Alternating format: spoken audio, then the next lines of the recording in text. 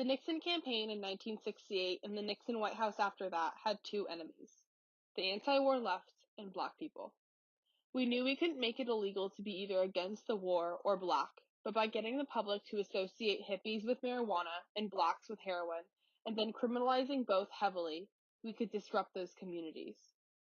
We could arrest their leaders, raid their homes, break up their meetings, and vilify them night after night on the evening news. Did we know we were lying about the drugs? Of course we did. John Ehrlichman, counsel to the President for Domestic Affairs under President Richard Nixon. June 18, 1971, President Richard Nixon declared drug abuse to be public enemy number one. This movement created numerous anti-drug laws and initiated the campaign known as the War on Drugs, which aimed to reduce the illegal drug trade in America.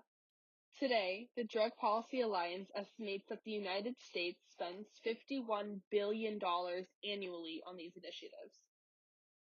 In Nixon's message to Congress about the war on drugs, he also explained how he wants to dedicate federal resources to the prevention of new addicts and the rehabilitation of those who are addicted. But those efforts fell short, as most of the budget for the war on drugs was dedicated towards incarcerating criminals with possession charges. Zero-tolerance policies were established, filling prisons and destroying families without reducing the availability of drugs.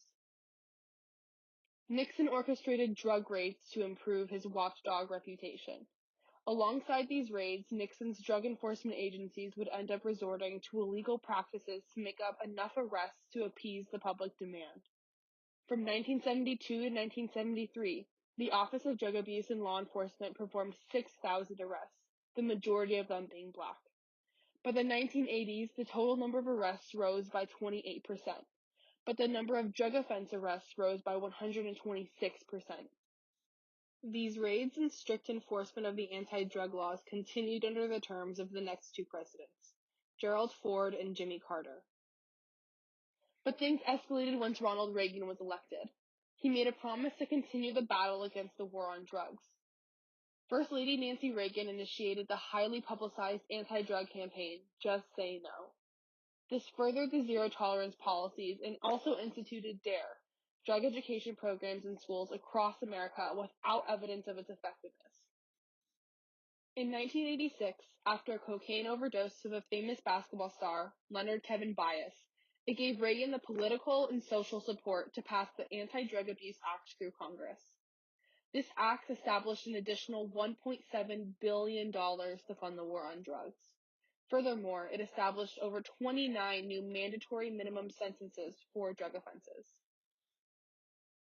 This gave rise to the 100-to-1 sentence disparity for the trafficking or possession of crack cocaine when compared to powder cocaine. These drugs are extremely similar. The only difference is crack being a smokable form of powder cocaine hydrochloride, which produces a shorter, more intense high while using less of the drug.